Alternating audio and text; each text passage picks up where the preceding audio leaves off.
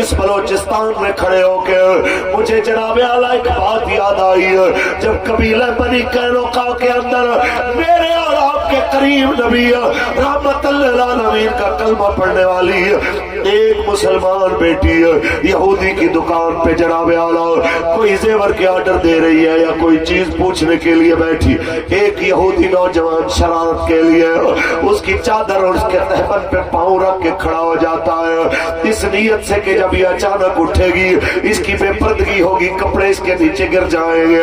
وہی ہوا جب وہ بیچاری بے دھیانی میں کھڑی ہوئی، جب اس کا تہبند اور چادر گری تو تالیاں مار کے ہنسنے لگے۔ یہ برداشت نہیں ہوا نبی کے صحابی سے جو بازار سے گزر رہے تھے، فرمایا ہماری بیٹی کی عزت کا کوئی مذاق اڑائے اور پھر اس دھرتی پہ زندہ رہ جائے، یہ محمد عربی کے غلاموں کے مزاج کے مطابق نہیں ہو سکتا۔ تلوار اٹھائی اور اس کی گردن قلم کر دی۔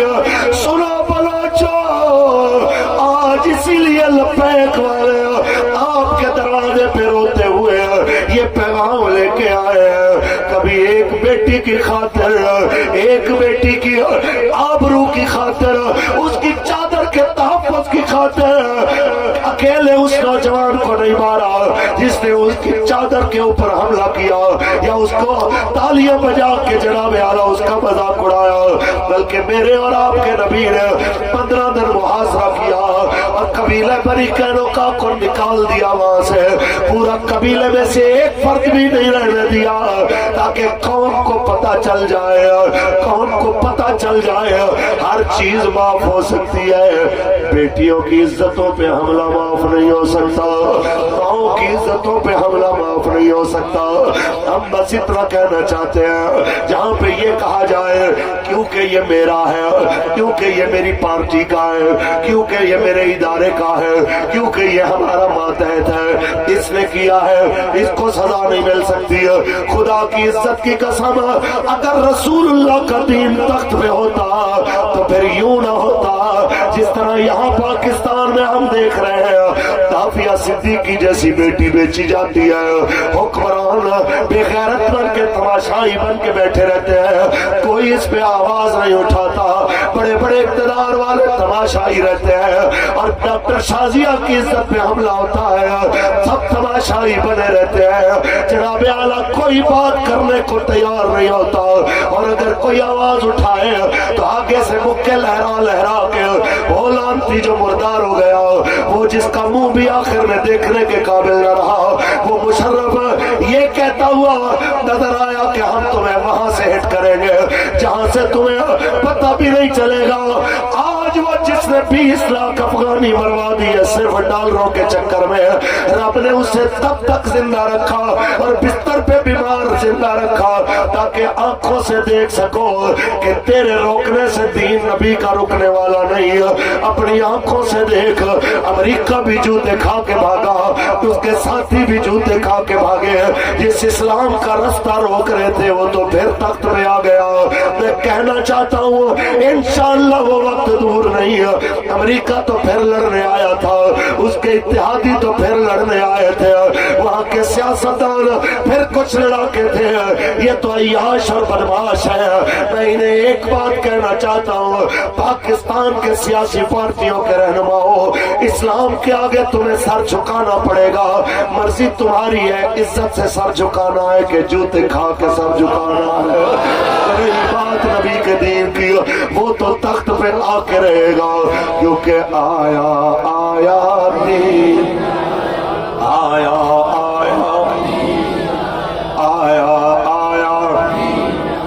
آیا آیا۔ ہم صرف اتنی بات کرنے کے لیے آئے ہیں کہ بلوچستان کے جناب اعلیٰ، بلوچستان آپ کے خزدار کے پاس کا ایک علاقہ تھا جہاں سے وہ 500-600 کیا نام تھا، تو تک کے اندر اگر 150 لاشیں ملنے کے اوپر پر وقت کوئی آواز اٹھاتا تو نشتر ہسپتال ملتان کی چھت سے 500 لاشیں نہ ملتی۔ لیکن میں اس پہ حیران ہوں، یہ سارا منظر بلوچ بھی دیکھ رہے ہیں، یہ پنجابی بھی دیکھ رہے ہیں، مہاجر بھی دیکھ رہے ہیں، پٹھان بھی دیکھ رہے ہیں، آپ کو بھی ابھی تک یار دل میں دماغ میں کوئی خیال نہیں آیا کہ بس یہ نظام بدلنا چاہیے.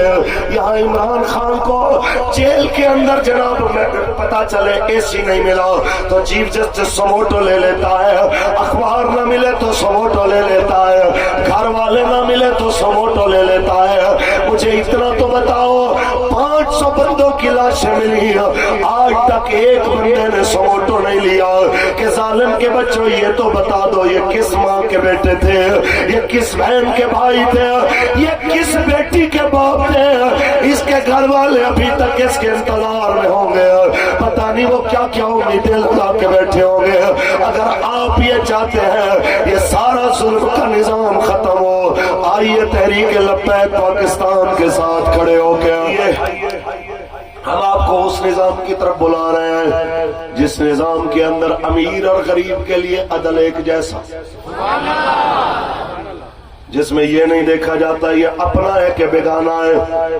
بدر کی جنگ کے بعد جب 70 بندے گرفتار ہو کے رسول اللہ کے سامنے پیش کیے جاتے ہیں اور انہیں رسیوں سے باندھ کے مسجد نبی کے صحن میں ڈال دیا جاتا ہے, ان کے اندر میرے پاک نبی کا چاچا جناب حضرت عباس بھی شامل ہے جنہوں نے ابھی تک اسلام کا اظہار نہیں کیا تھا. رات کو رسول اللہ کا گزر ہوتا ہے, چاچے کی آواز آتی ہے ہائے مجھے رسیوں نے کھا لیا, ہائے مجھے رسیاں تکلیف دے رہی ہیں. رسول اللہ کے کانوں میں آواز آئی حضور کبھی ادھر جاتے ہیں کبھی ادھر جاتے ہیں کبھی ادھر آتے ہیں. کسی نے پوچھا یا رسول اللہ آپ اداس ہیں, آپ پریشان ہیں, ہمیں حکم کرے کیا معاملہ ہے. میرے پاک نبی نے ارشاد فرمایا میرے چاچا کی آواز نے مجھے بے قرار کر دیا, اس کو رسیاں پریشان کر رہی ہیں. تو صحابی کہتا ہے یا رسول اللہ آپ کے چاچا کی رسیاں ڈھیلی کر دیتے ہیں, اسے عدل کہتے ہیں. میرے پاک نبی نے فرمایا یہ تو مناسب نہیں کہ صرف میرے چاچا کی رسیاں ڈھیلی کرے, پھر سارے قیدیوں کی رسیاں ڈھیلی کر دو. توجہ ہے, اس عدل سے انہیں پریشانی ہے. اس عدل سے مسئلہ ہے کہ اگر وہ نظام آ گیا پھر سب کے لیے ایک جیسا قانون ہوگا, پھر سب کے لیے ایک جیسے احکامات ہوں گے.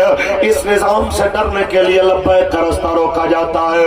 اس نظام سے ڈرتے ہوئے جناب اعلیٰ لبیک والوں کو کبھی کچھ کہا جاتا ہے کبھی کچھ کہا جاتا ہے. میں آپ لوگوں کو بس اتنا کہنا چاہتا ہوں اللہ نے آپ کو شعور دیا ہے, اللہ نے آپ کو سوچ دی ہے, کب تک آپ ان بدماشوں کے نیچے دبے رہ گئے. آنکھ اٹھائیے اس رسول اللہ کے دین کے ساتھ کھڑے ہو جائیے. جب مکے کے سردار نواب وڈیرے سب نیچے کھڑے ہوئے تھے اور فتح مکہ والے دن میرے آقا نے فرمایا چل بلال کعبے کی چھت پہ کھڑا ہو جا, اذان پڑھ. تب اس وقت کہنے والے نے مشرکین مکہ میں سے کسی وڈیرے کے بچے نے کہا آج اگر میرا ابا زندہ ہوتا یہ منظر دیکھ کے مر جاتا کہ آج ہم نیچے ہیں اور یہ کالے رنگ والا یہاں اوپر کھڑا ہو کے اذانیں پڑھ رہا ہے, آج یہ منظر دیکھتا تو جناب مر جاتا. بس میں اتنا کہنے کے لیے آیا ہوں کہ آپ ان تمام وڈیروں سرداروں کو کہہ دیجئے موتو بغیظکم, اپنے غصے میں مر جاؤ, خود جل جل کے مر جاؤ.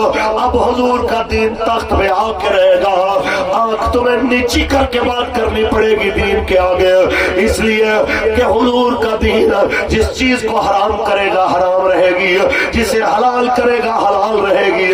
جب دین نبی کا سود کو حرام کرے گا اسے دنیا کا کوئی سردار وڈیرا, کوئی جج وکیل, کوئی صدر وزیر اعظم, کوئی آرمی چیف, کوئی جنرل کرنل اسے حلال نہیں کر سکتا. جب میرے پاک نبی نے جوئے کو حرام کیا, جب میرے پاک نبی نے کسی کی عزت پہ ہاتھ ڈالنے کو منع کیا, کسی کی جرت نہیں اسے حلال کرے جسے نبی نے حرام کیا. اس رستے پہ آئیں گے تبھی جا کے جناب اعلیٰ, تبھی جا کے تمام معاملات درست ہوں گے. کہتے ہیں مولانا دیکھیں تو صحیح آپ کے ساتھ کھڑے تو ہو جائیں لیکن جناب دیکھیں نا یورپ ناراض ہو جائے گا, امریکہ ناراض ہو جائے گا, ہماری معیشت کمزور پڑ جائے گی, قرضہ نہیں لیں گے تو جناب اعلیٰ نظام کیسے چلے گا. میں نے کہا میں تو ہوا مولوی, میں بات کروں تو تمہیں غصہ آئے گا. علامہ اقبال سے پوچھ, داڑھی والے کی بات سمجھ نہ آئے تو داڑھی منڈے کی بات پوچھ.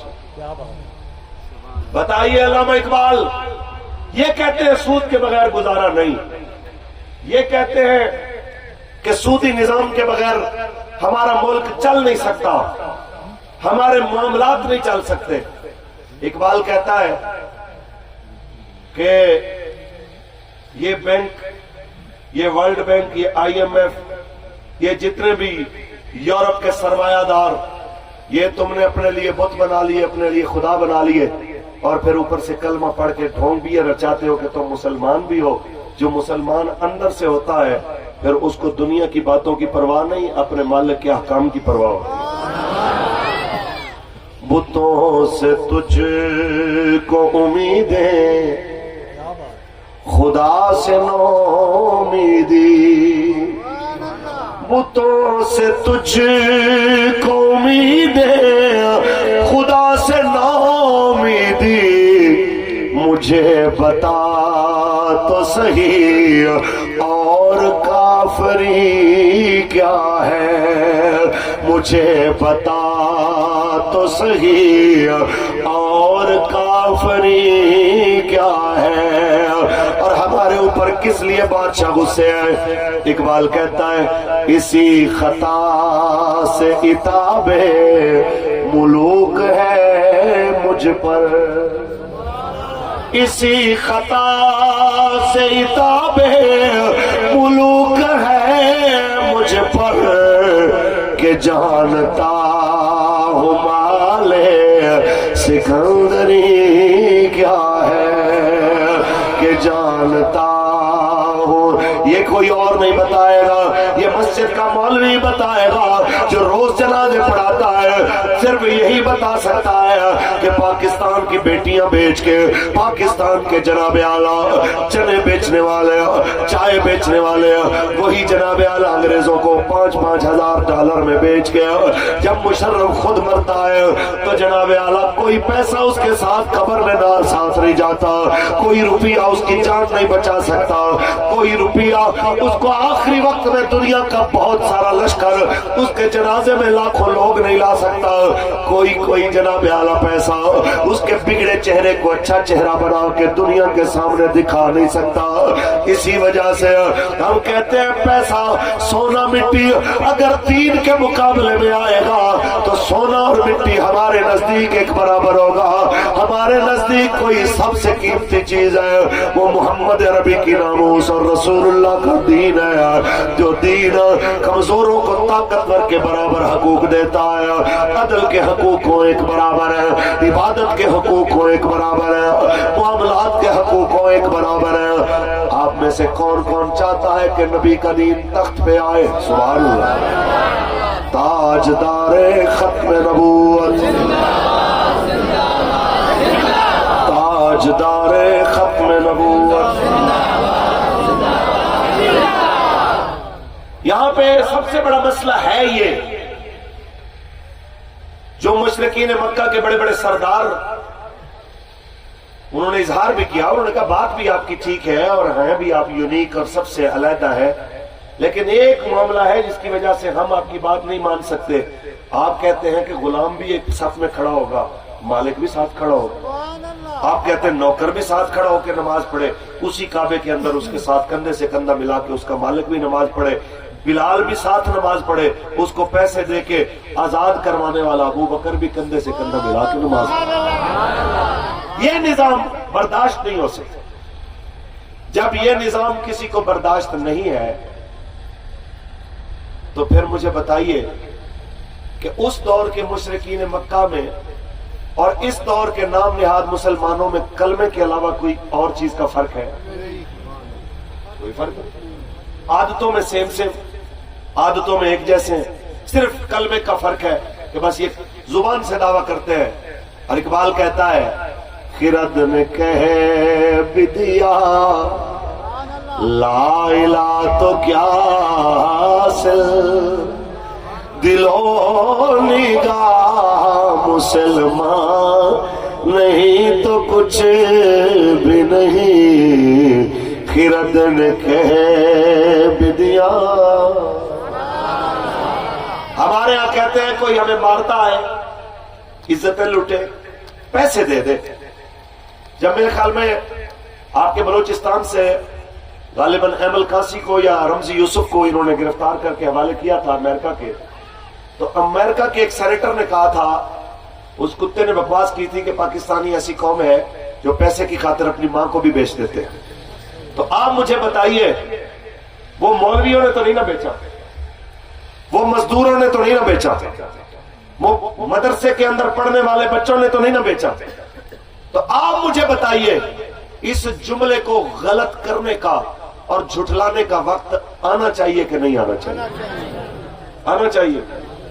تو آپ مجھے بتائیں، ایک طرف برادری ازم ہے، لسانیت ہے، صوبائیت ہے، الگ الگ ہونے کی باتیں ہیں۔ میں تو پاکستان میں بھی جہاں پہ گیا ہوں، پورے پاکستان میں، بلوچستان سمیت، کراچی سمیت، پنجاب سمیت، پاکستان کے جس کونے میں گیا ہوں وہاں پہ الگ الگ تحریکیں چلتی ہوئی دیکھی، ہزارہ تحریک، ہزارہ صوبے والے الگ ہیں۔ میرا اپنا علاقہ بھائی رحیم یار خان ہے، وہ سرائیکی صوبے کے لیے الگ ایفرٹ کرنے والے، وہ وہاں پہ جائیں تو ان کی ایک اپنی کہانی ہوتی ہے کہ سرائیکی صوبہ بنے گا تو یہ ہو جائے گا، فلاں ہو جائے گا۔ تو میں نے ان سے بھی کہا ہے، آپ سرائیکی صوبہ چند ضلعوں کا نہیں، آپ ایک ایک تحصیل کا الگ الگ صوبہ بنا لیں، اگر رسول اللہ کا دین نہیں آئے گا تو آپ کا مسئلہ حل نہیں ہو سکتا۔ اگر صوبہ الگ ہونے سے مسئلہ حل ہو چکا ہوتا تو بلوچوں کے پاس، ہر بندے کے پاس لینڈ کروزر ہوتا۔ آپ بتائیں کیا پوزیشن ہے کہ ریکوڈک میں دنیا کی چوتھی یا 5ویں نمبر کی سونے کی بڑی کان موجود ہو، بلوچستان کا بلوچ اتنا امیر ہے کہ اس کے پاؤں کے نیچے لاکھوں من نہیں، لاکھوں ٹن سونا موجود ہے، لیکن اس کے اوپر ایسے لوگ مسلط ہیں کہ اس غریب کو پاؤں میں اچھا جوتا پہننے کی بھی توفیق نہیں ہے۔ تو مجھے بتائیے، زمین کا قصور تو نہیں ہے، قصور تو پھر جناب اعلیٰ ان کا ہے نا جو اوپر مسلط ہوئے بیٹھے، جو اقتدار کے اوپر بیٹھے ہوئے۔ آپ بتائیے نا کہ اسلام آباد میں آپ ہیں، سینیٹر بھی ہیں بلوچستان کے، بلوچستان کے ایم این اے بھی ہیں، بلوچستان کے ایم پی اے بھی ہیں، تو یہ ہاک چوکی سے لے کے کوئٹہ تک یہ ایک ہی شاہراہ جا رہی ہے، اس کو بھی آپ ڈبل نہیں کروا سکے، اور پھر آپ کہیں کہ جناب اعلیٰ ہم یہ کر دیں گے، وہ کر دیں گے۔ کچھ کم از کم اور کچھ نہیں تو اپنے گزرنے کے لیے کوئی تھوڑا رستہ بہتر کر لیں۔ لیکن ان کے لیے تو خیر ہو جاتا ہے، کیونکہ کانوائے لگ جاتا ہے، آگے گاڑیاں ہٹو بچوں کا شور کر دیتی ہیں کہ جناب ہٹ جائیے، آپ کے جناب مالک آ رہے ہیں، آپ تو نوکر ہیں، سائڈ پہ ہو جائیے، حضرت نے یہاں سے گزرنا ہے۔ تو ہم اتنی سی بات کرنا چاہتے ہیں، ان تمام چیزوں سے نکلنا ہے تو حل صرف رسول اللہ کا دین ہے۔ مجھے بات یاد آئی، ملک غسان حضرت فاروق اعظم کے زمانے میں آتا ہے اور اسلام قبول کرتا ہے، منوں کے حساب سے سونا لے کے آتا ہے، اور اتنا سونا کوئی لے کے، اس دور میں جب سلطنت کے اخراجات بھی محدود تھے، یہ بہت بڑی بات تھی، 500-700 بندہ بھی اپنا پرسنل سیکیورٹی گارڈ لے کے آتا ہے، اسلام قبول کرتا ہے، تو خانہ کعبہ کا طواف شروع ہوتا ہے، طواف کرتے کرتے اس کے احرام کے اوپر ایک غریب دیہاتی کا پاؤں آ جاتا ہے۔ جب پاؤں آتا ہے تو اس نے پلٹ کے دیکھا، یہ غریب بدو، وہ تیری اتنی ضرورت، تو میرے احرام پہ، اس نے مارا اس کو تھپڑ۔ تو وہ غریب آ کے حضرت فاروق اعظم سے کہتا ہے کہ ہمیں یہ بتائیے، ہم غریب کلمہ پڑھنے سے پہلے بھی مارے کھاتے تھے، کیا کلمہ بھی ہم نے مار کھانے کے لیے پڑھا ہے؟ کیا ہمیں اسلام کے بعد بھی اسی طرح ماریں گے امیر؟ کیا پیسے والے ہم غریبوں کو جینے کا پھر بھی حق نہیں دیں گے؟ تو حضرت عمر نے کہا ایسا نہیں ہوگا، حضور کے دین کے اندر انصاف امیر اور غریب کے لیے ایک جیسا ہوگا۔ ملک غسان کو بلایا، تم نے اس کو تھپڑ مارا؟ کہتے ہاں جی، اس نے میرے کپڑے پہ پاؤں رکھا۔ کہا اس کی تیرے ساتھ کوئی دشمنی نہیں، پاؤں آ گیا ہوگا، تم نے تھپڑ مارا، یا اس کو راضی کرو نہیں تو تمہیں بدلے میں تھپڑ کھانا پڑے گا۔ وہاں پہ ہوتے ہمارے حامد میر صاحب جیسے ٹی وی کے اینکر، وہاں پہ ہوتے کاشف عباسی جیسے لوگ، وہاں پہ ہوتے مالک اینکر جیسے لوگ، تو وہ کہتے یار ایک بندے کو تھپڑ ہی تو لگا ہے، ملک کی معیشت کا نقصان ہے، اگر وہ ناراض ہو گئے ہمارے سے تو پھر بتائیں ہمارے ہاں روپے کی قدر گھٹے گی، ہمارے ہاں وسائل کم ہو جائیں گے، کوئی بات نہیں، اس کو سمجھائیں۔ اگر وہ بندہ، اچھا جی وہ بندہ راضی نہ ہوتا تو پھر کیا ہوتا؟ پھر ماشاءاللہ ہماری پولیس آتی، پھر اس کو لے جاتی، اس کے ہاتھ پاؤں دباتی، پیار سے کہتی مان جاؤ، وہ پھر بھی نہ مانتا تو پھر ہماری ایف سی آتی، ہماری رینجر آتی، اس کے سر میں تیل لگاتی، پیار سے اس کو جناب روٹی کھلاتی، کڑھائی گوشت کھلاتی، اور پھر کہتی مان جاؤ۔ ایسے ہی کرتے، ایسے ہی ہوتا نا۔ تو پھر جناب اعلیٰ ان کو لے جاتے ہیں، بڑی محبت سے کہتے مان جاؤ، تو پھر وہ مان جاتا۔ ہمارے ہاں تو یہ ہوتا ہے کہ ریمنڈ ڈیوس 4 پاکستانیوں کا قتل کرتا ہے، اور پھر جب اس کے رشتہ دار مانتے نہیں ہیں تو زبردستی اٹھا لیے جاتے ہیں۔ ہاں بھائی ماننا کہ نہیں، دیت لینی ہے کہ نہیں؟ تو یہ والا وہ معاملہ ہے کہ اس نظام میں اور اس نظام میں فرق کیا ہے، اس دور میں برکتیں کیوں تھیں اور آج بے برکتی کیوں ہے، اس پہ غور کیجئے کہ مولا علی المرتضیٰ شیر خدا کا جملہ آپ نے فرمایا کفر کی حکومت چل سکتی ہے، ظلم کی حکومت نہیں چل سکتی۔ آئیے آپ نے فرمایا تمہارے پاس ٹائم ہے، سوچ لو، یا تو اس کو راضی کرو یا پھر تھپڑ کھانے کو تیار ہو جاؤ۔ اس نے کہا جی مجھے ایک رات موقع دے دیں، میں سوچ کے بتاتا ہوں۔ رات کو جناب اعلیٰ سوچا، سارے سیابہ سو گئے جس وقت رات کو، کسی ٹائم اس نے کہا جی یہ مناسب نہیں، اپنے بندے لیے، اپنا سونا لیا، اپنے پیسے لیے، بھاگ گیا، دوبارہ واپس چلا گیا، اسلام سے منحرف ہو گیا۔ لیکن حضرت فاروق اعظم نے فرمایا تیرا جانا برداشت ہو سکتا ہے، تیرے پیسے اور سرمایہ کا باہر جانا گوارا ہو سکتا ہے، لیکن محمد عربی کے عدل کا قربان ہونا گوارا نہیں ہو سکتا۔ آپ چاہتے ہیں کہ یہ نظام پاکستان میں آئے؟ پھر اس نظام کے لیے لبیک کو ووٹ دیں گے آپ؟ پکی بات ہے۔ اور آپ گھر کی چھت پہ لبیک کا جھنڈا لگائیں گے انشاءاللہ، دروازے کے اوپر تاجدار ختم نبوت زندہ باد کی تختی لگائیں گے۔ تو آپ اگر یہ چاہتے ہیں کہ رسول اللہ کا دین تخت پہ آئے تو پھر آپ کو اس کے لیے اپنا کردار ادا کرنا پڑے گا۔ لبیک کا ساتھ دیں گے؟ پکی بات ہے۔ تو یہ تو نہیں کہیں گے کہ نہیں وہ وڈیرا نہیں مان رہا، سردار نہیں مان رہا۔ یہ تو مجھے آتے ہوئے پتا چلا کہ یہ تقسیم ہوتی ہے کہ اوپر نواب ہوتا ہے، اس کے نیچے 70 سردار ہوتے ہیں، پھر اس کے نیچے جناب میر ہوتے ہیں، کہ پتہ نہیں آگے کیا ہوتے ہیں، ٹکری بھی ہوتے ہیں، سبحان اللہ۔ تو یار اتنی ساری تقسیموں کی بجائے کیا یہ بہتر نہیں ہے کہ ہم سب اس مالک کے بندے ہوں اور اسی پاک پروردگار کے آگے جھکنے والے ہوں، اور اس کا قانون ہم سب کے لیے ایک برابر ہو؟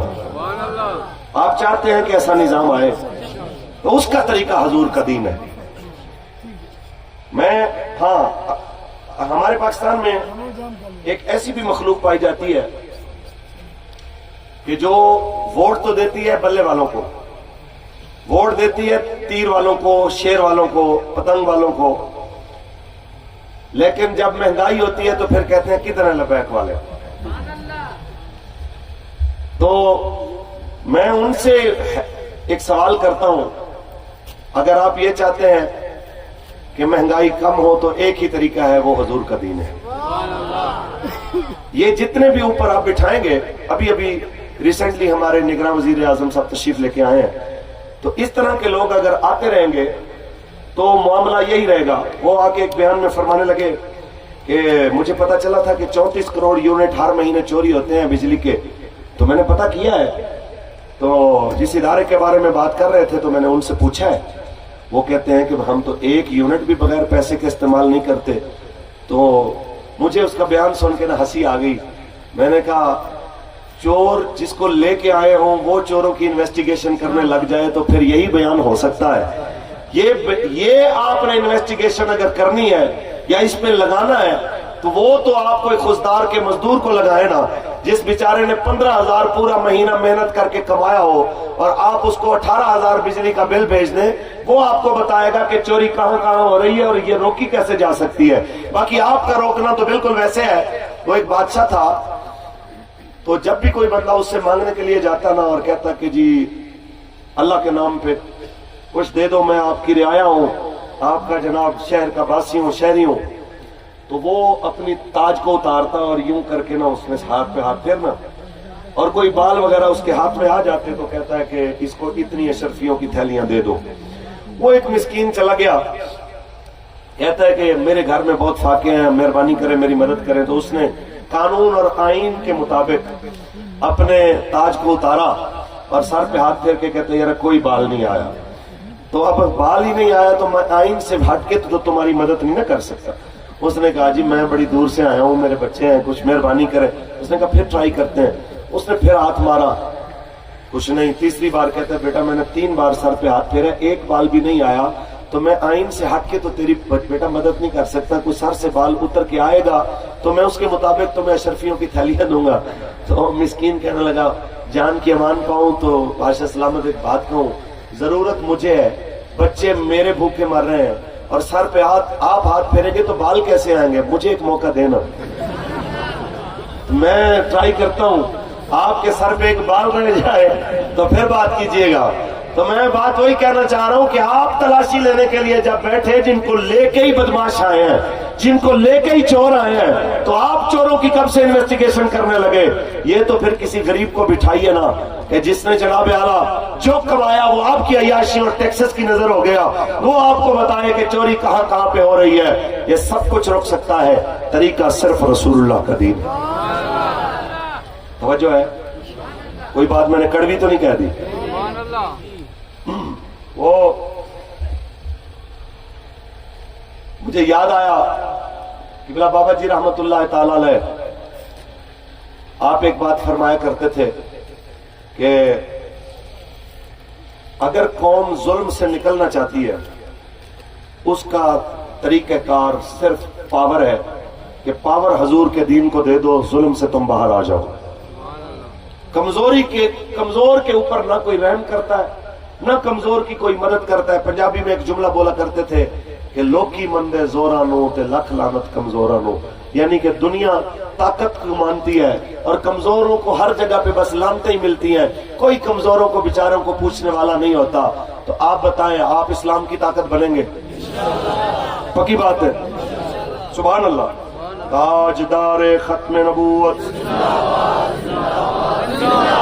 تاجدار ختم نبوت, ہم آپ کے ذریعے سے بلوچستان کے نوابوں کو, وڈیروں کو, سرداروں کو بھی ایک پیغام دینا چاہتے ہیں. اگر دیکھیں جی, الیکشن بندہ 2 چیزوں کے لیے لڑتا ہے, ایک پیسے کے لیے, ایک عزت کے لیے. پیسہ آپ کے پاس بہت ہے جو آپ نے کھا لیا اس غریب قوم کے نام کا. اگر آپ عزت کے لیے الیکشن لڑنا چاہتے ہیں, آپ رسول اللہ کے دین کے ساتھ کھڑے ہو جائیں, آپ کی عزت لاکھوں گنا زیادہ بڑھے. میں ایمانداری سے دعوت دے رہا ہوں, اور یقین مانیے کہ ہمارے امیر بلوچستان موجود ہیں, باخدا جو رسول اللہ کے دین کے لیے دنیا دار آیا ہے, مالکوں نے اس کی عزت میں کمی نہیں ہونے دی بلکہ اس کی عزت اور بڑھائی ہے. آپ آ کے دیکھیے, آپ کی عزت نہ بڑھے تو پھر بات کیجئے گا. اگر آپ اسی نظام کا حصہ بن کے رہنا چاہتے ہیں تو خدا کے بندو, یہ تو پھر زیادتی والی بات ہو گئی کہ اس بلوچستان کی دھرتی کو ماں بھی کہتے ہو, لیکن اسی دھرتی کے اوپر رہنے والے کوئی غریب 10 کلومیٹر دور گدھے کے اوپر یا اپنے اونٹ کے اوپر پانی لینے کے لیے جانے پہ مجبور ہو, اور کسی کے گھر میں صرف منرل واٹر ہو اور اس کے کتے بھی صاف اور شفاف فلٹر والے پانی سے نہاتے ہو. یہ کیا بات ہوئی کہ ایک ہی دھرتی ہے, ایک ہی, یہ سب کی کہتے ہو نا کہ دھرتی ماں ہے. اگر یہ ماں ہے تو اس کے سگے اور سوتیلے کے فرق کیوں ہے؟ اسی زمین کے اوپر یہ بھی چلتے ہیں, اسی زمین کے اوپر آپ بھی چلتے ہو, اسی زمین کے اوپر یہ بھی پیدا ہوئے ہیں, اسی کے اوپر آپ بھی پیدا ہوئے ہو. تو یار آپ کے لیے اور ان کے لیے قوانین الگ الگ کیوں ہیں؟ آپ اس قانون کو کیوں فالو نہیں کرتے جو ہمارے آقا و مولا لے کے آئے؟ ہم آپ کو بالکل ایمانداری سے دعوت دے رہے ہیں, ہماری آپ سے بھی کوئی ذاتی جھگڑا اور ذاتی اناد نہیں ہے. آپ حضور کے دین کے ساتھ کھڑے ہو جائیں. پہلے صرف آپ اپنی برادری کے سردار تھے, پھر آپ کو ہر حضور کا غلام اپنا سردار ماننے کے لیے تیار ہوتے. پہلے آپ صرف مخصوص حلقے کے سردار تھے, لیکن آپ حضور کے دین کی بات کریں گے, جہاں بھی جائیں گے دنیا آپ کے ہاتھ چومے گی, اس لیے کہ آپ کی نسبت رسول اللہ کے دین کے ساتھ ہو جائے. تو یہ نظام جو بھی آتا ہے کہتا ہے خزانہ خالی تھا, ہم آئے تو مجبوراً ٹیکس بڑھانے پڑیں گے, خزانہ خالی تھا. بابا جی فرماتے تھے یہ تقریر کب تک چلتی رہے گی؟ مہربانی فرمائیں کوئی ایک تو ایسا آئے جو اس خزانے کو بھرنے والا آئے، اور وہ تب آئے گا جب اس کے نزدیک اپنی جیب اور اپنے پیٹ سے زیادہ رسول اللہ کا دین اہم ہو۔ تقریر کو اختتام کی جانب لے کے چلیں۔ میں حضرت عمر بن عبدالعزیز کی اس بات کو کوٹ کرنا چاہوں گا، جب آپ بنے نا خلیفہ تو بنی امیہ میں آپ سے پہلے عبد الملک بن مروان نے اور ولید بن عبد الملک نے اس طرح کے قوانین بھی پاس کیے تھے۔ جب تیزی سے دنیا مسلمان ہونے لگی تو انہوں نے کہا کہ بھئی اس طرح تو پھر جزیہ ختم ہو جائے گا، ٹیکسز ختم ہو جائیں گے، جب ٹیکس ہی ختم ہو جائے گا تو پھر حکومت کے خرچے اور عیاشیاں کیسے چلیں گی؟ تو اس نے صدارتی آرڈیننس پاس کیے، وہ جناب قوانین پاس کیے جو اسلام سے ٹکرانے والے تھے کہ بھائی کوئی مسلمان ہو نہ ہو جزیہ تو انہوں دینا پڑنا، یہ تو آپ کو دینا پڑے گا چاہے جو مرضی ہو۔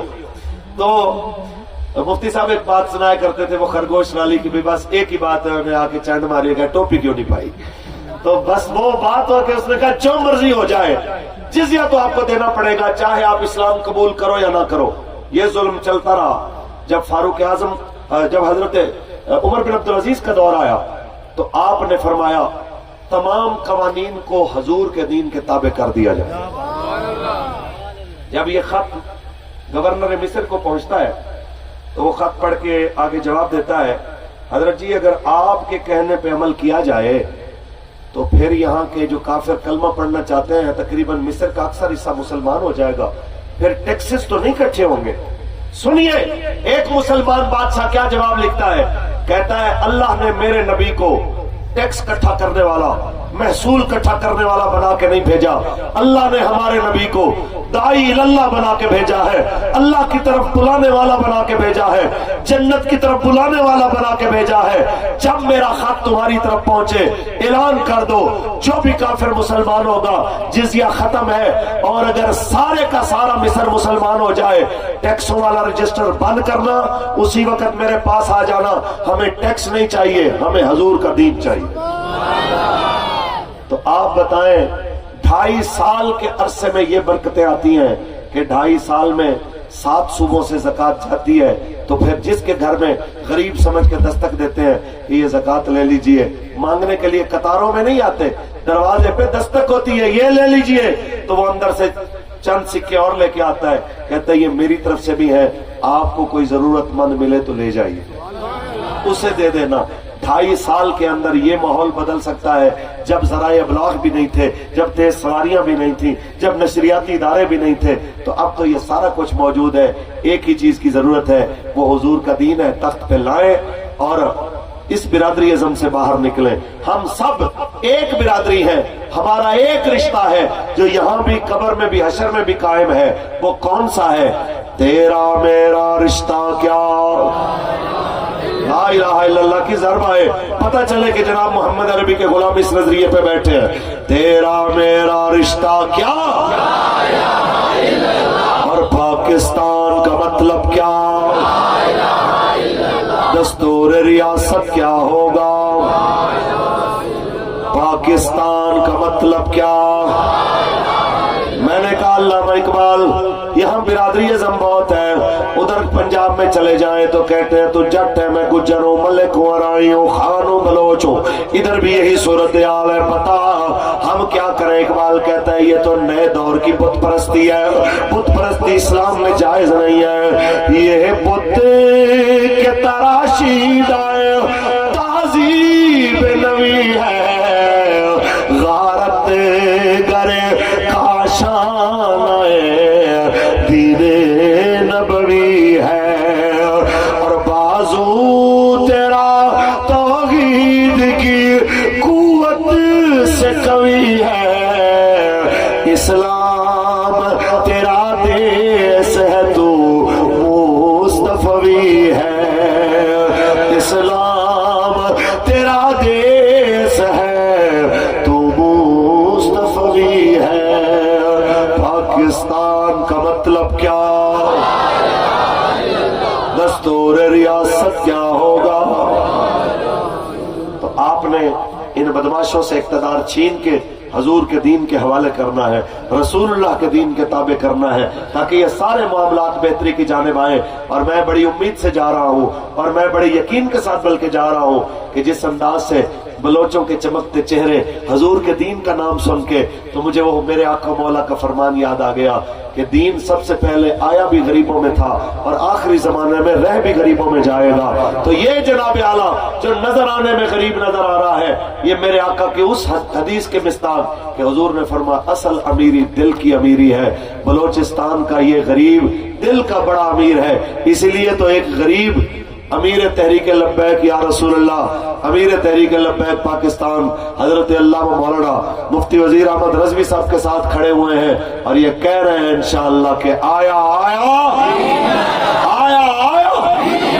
اللہ تعالی ہم سب کو عمل کی توفیق عطا فرمائے، حضور کا دین اپنی آنکھوں کے سامنے تخت پہ آتا ہوا دیکھنا نصیب فرمائے۔ جب بھی کبھی آپ کو بزدلی ستائے یا دل میں خوف پیدا ہو، حضرت طفیل بن عمر الدوسی کو یاد کر لیجئے گا کہ جنگ یمامہ کی طرف جاتے ہوئے آپ نے خواب دیکھا، کہنے لگے میں نے خواب دیکھا ہے ساتھیوں تعبیر دیجئے۔ ساتھیوں نے پوچھا تعبیر کیا ہے، کون سے خواب کی تعبیر پوچھنی ہے؟ کہنے لگے میں نے دیکھا میرا سر موڑ دیا گیا ہے، میرے منہ سے پرندہ نکل کے اڑ گیا ہے، میں نے دیکھا ایک عورت کا پیٹ پھٹا میں اس میں داخل ہو گیا، میں نے دیکھا میرا بیٹا دوڑ کے میری طرف آیا لیکن رستے میں دیوار آ گئی، بتاؤ اس کی تعبیر کیا ہے؟ سب کہنے لگے بڑا عجیب خواب ہے، کوئی کہتے ہیں اچھا ہے، کوئی کہتے ہیں خطرناک ہے۔ آپ کہتے ہیں میں بتاتا ہوں اس کی تعبیر کیا ہے۔ جو سر مونڈنا میں نے اپنا دیکھا، اس کا مطلب ہے کہ کل میرا سر قلم ہو جائے گا۔ جو میں نے دیکھا کہ میرے منہ سے پرندہ اڑ گیا، اس کا مطلب ہے میری روح نکل کے پرواز کرے گی۔ جو میں نے دیکھا میں عورت کے پیٹ میں چلا گیا، اس کا مطلب ہے میں زمین میں چلا جاؤں گا، میری قبر کھودی جائے گی، میں دفن ہو جاؤں گا۔ جو میں نے دیکھا میرا بیٹا میرے پیچھے آیا اور رستے میں آڑ آ گئی، اس کا مطلب ہے میرا بیٹا بھی دلیری سے لڑے گا لیکن زخمی ہوگا، شہید نہیں ہوگا۔ پھر وہ وقت آیا جناب، ایسے ہی ہوا، لیکن جب جس کو موت کا یقین تھا، جب چلنے کی باری آئی تو بزدلوں کے ساتھ کی طرح نہیں چلا، یہ بھی نہیں کہا میں بیوی بچوں سے آخری بار ملنا ہوں، یوں پہلوانوں کی طرح ٹہلتا ہوا۔ اگر ترجمہ کرے سید کفایت علی کافی کی زبان میں تو یہ کہتا ہوا گیا، کوئی گل باقی رہے گا نہ چمن رہ جائے گا، بس رسول اللہ کا دین حسن رہ جائے گا، تاجدار ختم نبوت۔ اللہ تعالیٰ جو محمد کی ناموس کے منکر ہیں، شیطان کے چیلے ہیں، گستاخ کافر ہیں۔